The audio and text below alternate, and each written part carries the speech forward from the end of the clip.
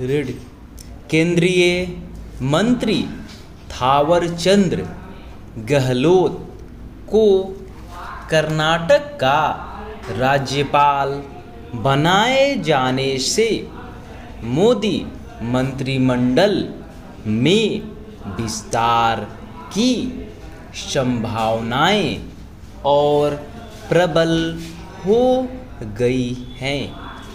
केंद्रीय मंत्रिमंडल में विस्तार अवश्यभावी होने के कुछ और भी कारण हैं। एक तो मोदी सरकार के कार्यकाल के 2 वर्ष पूरे हो चुके हैं और दूसरे शिवसेना एवं अकाली दल के मंत्रिमंडल से बाहर हो चुके हैं।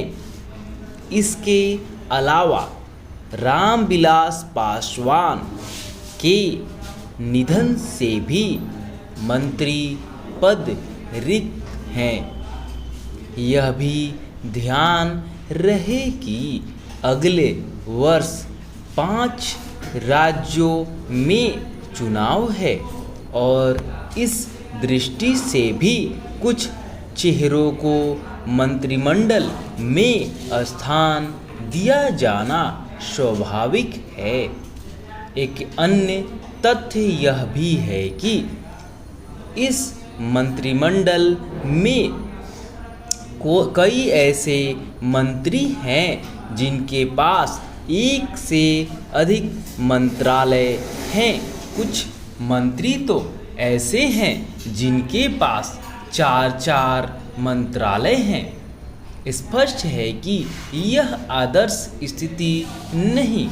1-2 से अधिक मंत्रालयों को संभाल रहे मंत्रियों के काम का बोझ केवल इसलिए कम नहीं किया जाना चाहिए कि वह अपना काम सही तरह से कर सकें, बल्कि इसलिए भी कम किया जाना चाहिए क्योंकि शेष 3 साल के कार्यकाल में मोदी सरकार के उस एजेंडे को पूरा करने की चुनौती सामने आ खड़ी हुई है, जो कोविड महामारी के कारण बाधित हुआ है। निस्संदेह कम समय में अधिक काम तभी हो सकता है जब केंद्रीय मंत्री अपने काम पर ज़्यादा से ज़्यादा ध्यान दे सकेंगे। मोदी सरकार के मामले में यह कहना और कठिन है कि मंत्रिमंडल विस्तार में कौन कौन लोग मंत्री बनेंगे, लेकिन यह मानकर चला जाना चाहिए कि ज्योतिरादित्य सिंधिया और सर्बानंद सोनोवाल प्रमुख दावेदार हैं।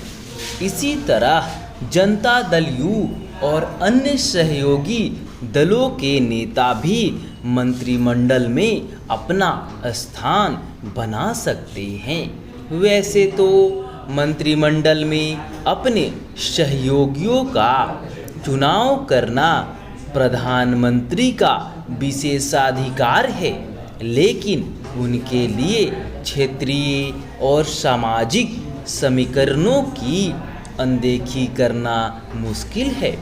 भारत सरीखे बड़ी आबादी और विविधता वाले देश में प्रधानमंत्री के लिए यह आवश्यक सा हो जाता है कि वह समाज के सभी वर्गों और क्षेत्रों के नेताओं को अपने मंत्रिमंडल में स्थान दे।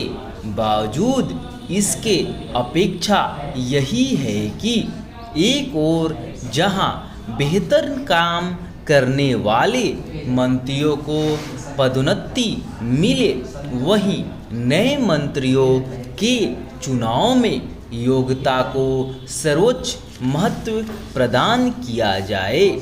यदि क्षेत्रीय और सामाजिक समीकरणों को पूरा करने के फेर में योग्यता की अनदेखी होगी तो फिर उसका असर सरकार के कामकाज पर पड़ेगा।